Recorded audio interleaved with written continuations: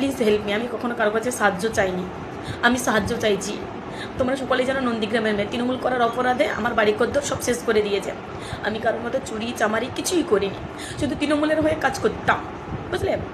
আর কালকে রাতে আমাদের যে ছোট্ট একটা দোকান ছিল মার্কেটে, দোকানটাতে তালা মেরে দিয়েছে, আমার টিউশন ফিউশন সব বন্ধ করে দিয়েছে। ইতিমধ্যে ওরা যাচ্ছে আমার বাড়িতে তালা দেবে বলে, এবং আমার কাকিমা, আমার জেঠিমা, পিসিমা সবাই সঙ্গে আমাদের সম্পর্ক বিচ্ছেদ করে দিয়েছে, বুঝতে পেরেছ। আর পুলিশ প্রশাসন, বাবা। তাহলে এবার আপনারাই বলুন, ভারতবর্ষের গণতন্ত্র আছে? আর তাহলে তো কেউ কারোর মত প্রকাশ করতে পারবে না, কেউ কারোর মত প্রকাশ করতে পারবে না।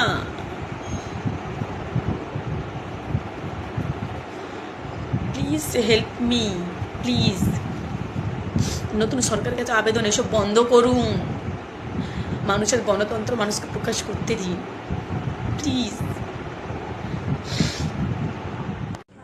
তো নষ্টামিগিরি, তুই যে এই যে ন্যাকা কান্না কাঁদছিস তার জন্য বিন্দু মাত্র দুঃখ আমার হচ্ছে না। আমার কেন, কারোরই হচ্ছে না। কারণ তুই যা ভাষা ব্যবহার করেছিলি এর আগে, তৃণমূল যখন সরকার ছিল তখন যে ধরনের ধমকি, যে ধরনের ভাষা তুই ব্যবহার করেছিলি, তাতে বিন্দুমাত্র কারোর কোনো দুঃখ হচ্ছে না। এবার কথাটা হচ্ছে যে তোর ঘরবাড়ি ভাঙচুর করা হয়েছে, এটার আমি পক্ষ নিচ্ছি না, কারণ কারোর ঘরবাড়ি ভাঙাটা উচিত না।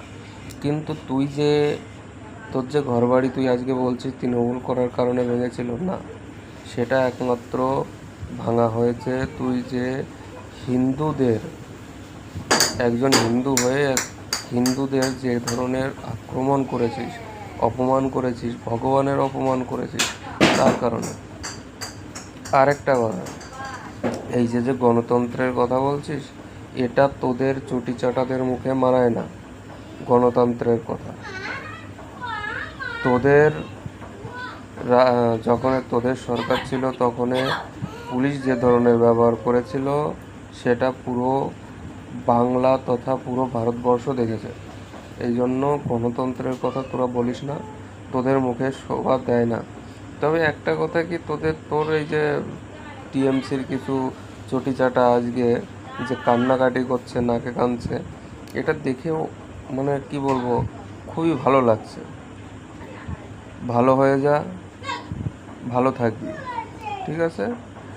গণতন্ত্রের কথা তোরা কখনোই বলবি না, তোদের মুখে মানায় না সেটা। আর